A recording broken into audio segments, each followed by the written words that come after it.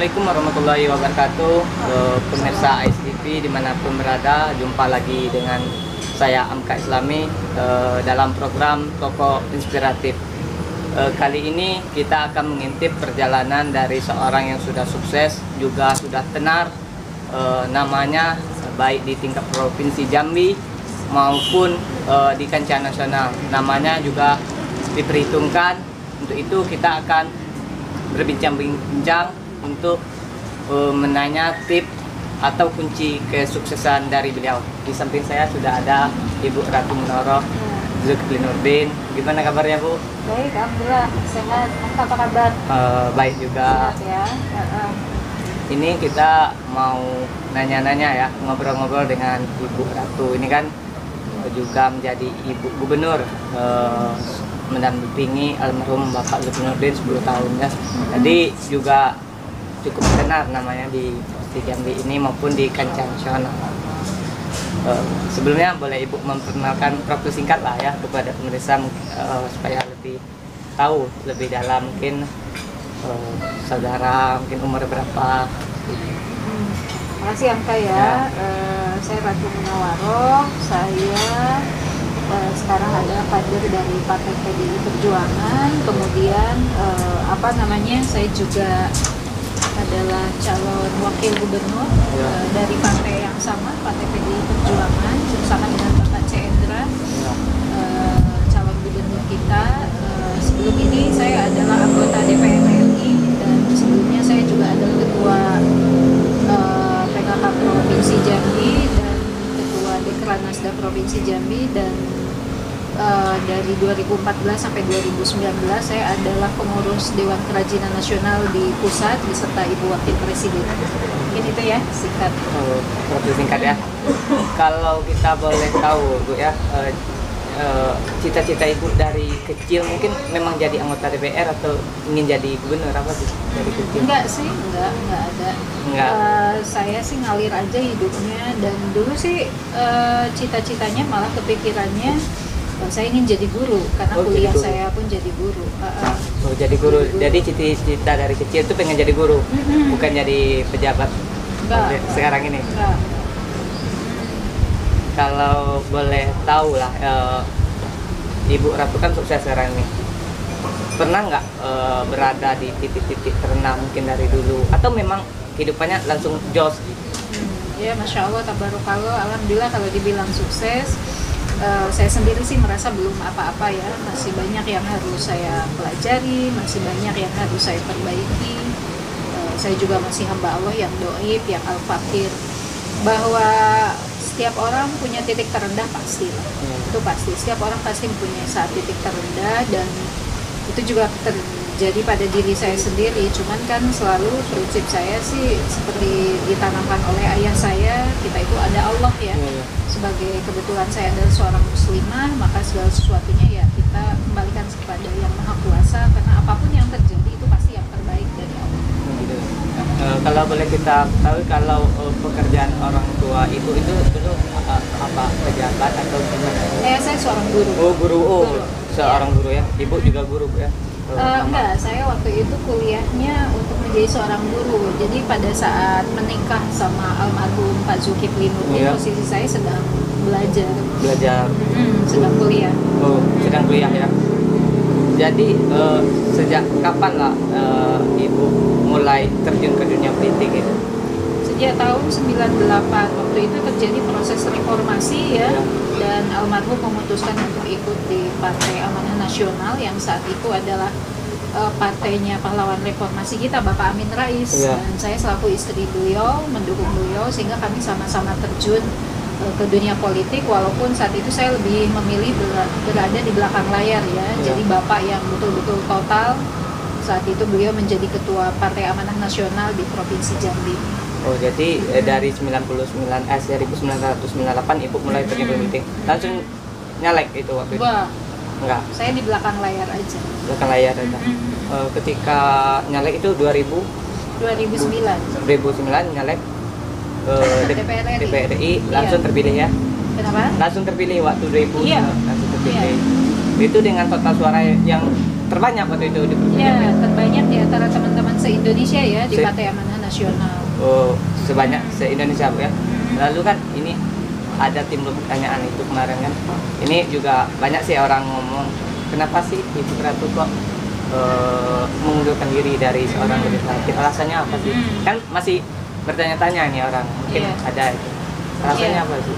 Ya saat itu sih memang saya lebih mengutamakan keluarga ya, karena bapak waktu itu memang dalam kondisi yang kurang sehat, sehingga setelah kita berdiskusi saya lebih memilih mundur, saya lebih mengutamakan keluarga daripada karir. Oh jadi Ibu mundur lantaran fokus untuk keluarga? Iya. Itu berapa tahun menjalani seorang tugas sebagai anggota DPR itu? Sekitar setahun ya. Oh setahun, jadi 4 tahun?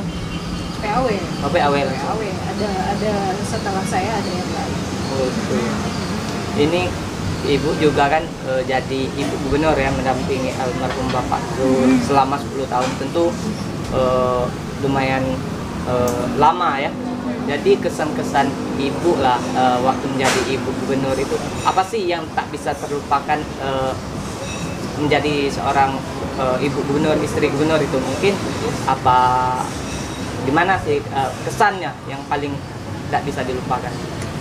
Saya pikir setiap peristiwa apapun yang terjadi saat itu semuanya sama baiknya, sama kesannya gitu ya.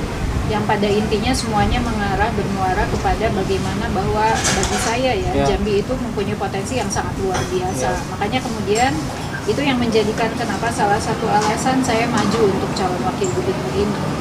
Itu.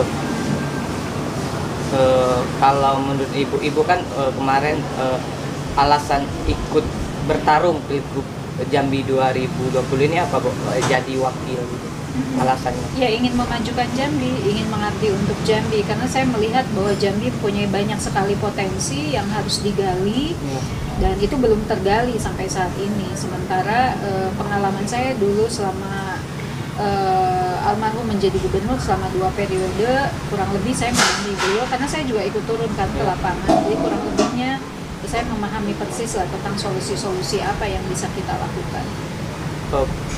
Problem yang mendasar di Jambi yang harus diatasi itu ketika Ibu dilantik menjadi wakil gubernur nantinya, insya Allah ya, apa sih terobosan yang langsung diambil untuk mengatasi problem di Jambi? Yang pertama begini, bahwa seorang gubernur itu tidak mungkin jalan sendiri. Gubernur dan wakil gubernur itu mutlak harus dibantu oleh pasukannya yang terutama atau yang kita sebut ASN ini. Sehingga kalau ditanya apa sih Bu yang akan dilakukan pertama kali, ya tentu konsolidasi dengan seluruh ASN, bagaimana menyamaratakan satu pikiran, satu ide, sehingga ketika kita sudah bersama-sama dalam satu frekuensi yang sama, kinerjanya tentu akan jauh lebih baik. Berarti dengan menggunakan bekerjasama dengan pihak ASN ya, untuk melakukan terobosan ya. Kalau pandangan Ibu lah, arti dari politik kalau menurut pandangan Ibu seperti apa politik? Ya pada intinya semuanya bermuara ke satu hal yang sama, bahwa bagaimana kita ingin mensejahterakan masyarakat, itu yang inti. Berarti politik ini tujuannya untuk mensejahterakan masyarakat. Ini kan sudah terjadi Pilgub selesai kan, ini ada gugatan ke MK dari pasangan CR. Sejauh ini menurut kacamata Ibu untuk di MK itu apakah nanti pasangan CR itu bisa memenangkan di gugatan itu?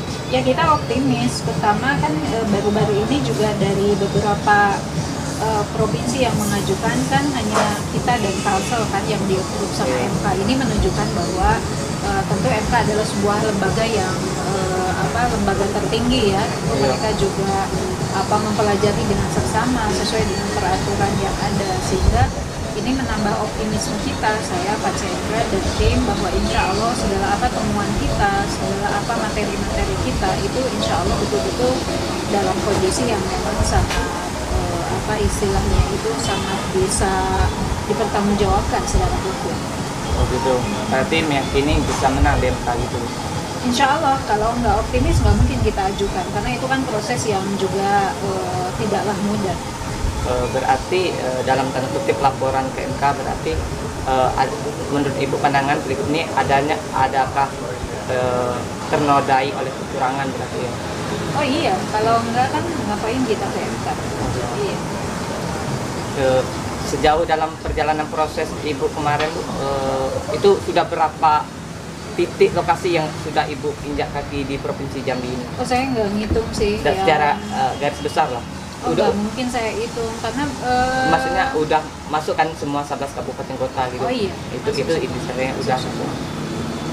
Terakhir lah ini pertanyaan untuk Ibu lah supaya untuk memberi motivasi lah untuk anak-anak muda ke depannya. Apa sih jika nanti Ibu jadi wakil untuk generasi milenial itu apa yang Ibu perbuat itu? Ya yang pertama bahwa anak-anak sebetulnya bukan generasi milenial sebenarnya itu sebetulnya generasi Z ya. Anak-anak Jambi saya harapkan bahwa mereka harus sudah menjadi anak-anak yang betul-betul matang dalam berpikir, jangan terikut oleh kesenangan-kesenangan yang sesaat, tapi harus sudah memikirkan mau apa jadinya ke depan. Kemudian juga harus sudah bisa menentukan tentang passion yang akan dilalui saatnya nanti, apakah di bidang politik, ekonomi, kebudayaan, atau apapun itu. Yang terpenting bahwa apapun yang diambil itu semua harus dilakukan secara serius ya. Dan jangan pernah berpikir bahwa oh nanti sukses, nanti gitu. Jangan, tapi berpikirlah bahwa kita harus sukses dari sejak muda. Sehingga tidak menghabiskan waktu dengan hanya kegiatan yang sifatnya hanya bersenang-senang saja, tapi fokus. Harus memang betul-betul dihitung bahwa waktunya juga harus banyak dilakukan untuk kegiatan-kegiatan yang serius. Oh itu ya untuk generasi muda ya. Sejauh ini pandangan Ibu untuk generasi muda Jambi sudah bagaimana lah Ibu pandangan Ibu? Banyak yang sukses, banyak yang berhasil. Saya juga banyak bertemu dengan sosok-sosok yang masih muda tapi sudah berhasil, dan saya rasa mereka-mereka itulah yang wajib kita jadikan contoh ya untuk memotivasi anak-anak muda lainnya yang ada di Provinsi Jambi. Oh gitu Bu ya. Terakhir Bu, ini kita sesinya. Ibu berilah gambaran atau motivasi supaya anak-anak muda di Jambi ini semangat, terus motivasi lah supaya lebih giat untuk mencapai kesuksesannya. Seperti Ibu sekarang ini kan sudah sukses menurut kami generasi muda ini. Gitu. Ya, yang pertama bahwa anak muda di Jambi itu harus merasa bangga dengan Jambi. Saya seringkali dalam beberapa kegiatan, selama beberapa bulan turun ini, saya seringkali menggambarkan kepada seluruh masyarakat, tidak hanya anak muda, bahwa Jambi itu potensinya sangat luar biasa. Pertanyaannya, dengan potensi yang sangat luar biasa ini, siapa yang kemudian yang akan mengolahnya? Ya tentu anak muda gitu. Kalau anak mudanya cuma asik di sosial media saja, anak mudanya hanya asik main, mohon maaf ya, tiktokan saja, hanya asik ngeruti sana sini saja, potensi itu kemudian, opportunity itu ya akan diambil oleh orang lain gitu. Jadi jangan pernah salahkan kemudian kalau kemudian kita akhirnya selalu menjadi orang yang di bawah, tidak di atas gitu. Jadi harus selalu termotivasi untuk kita bisa selalu bisa lebih dan lebih. Jadi motivasi untuk anak muda bisa lebih giat ya gitu ya. Iya, harus serius. Serius. Iya. Ya. Oke, pemirsa, mungkin hanya itu obrolan singkat kita dengan Ibu Hajah Ratu Munawwarah Ghufli. Sudah kita tanya-tanya mulai dari perjalanan hidupnya hingga terjun ke dunia politik. Tentu ini memberi semangat untuk kita generasi muda untuk bisa menggapai kesuksesan ke depan seperti Ibu Ratu Munawwarah ini. Amin, insya Allah. Sebelumnya kami ucap terima kasih juga kepada sukses ya, temannya juga sukses. Udah memberi waktu untuk kami bisa ngobrol-ngobrol singkat mengintip perjalanan dari Ibu Ratu Munawwarah. Ya, sama-sama. Sukses semuanya ya. Ya, sukses semuanya. Ya. Assalamualaikum warahmatullahi wabarakatuh. Mungkin hanya itu di episode kali ini, bincang-bincang dengan Ibu Ratu Munawwarah. Kalau ada kata-kata saya yang kurang berkenan, saya mohon maaf. Saya akhiri dengan wabillahi taufiq wal hidayah. Wassalamualaikum warahmatullahi wabarakatuh. Waalaikumsalam warahmatullahi wabarakatuh.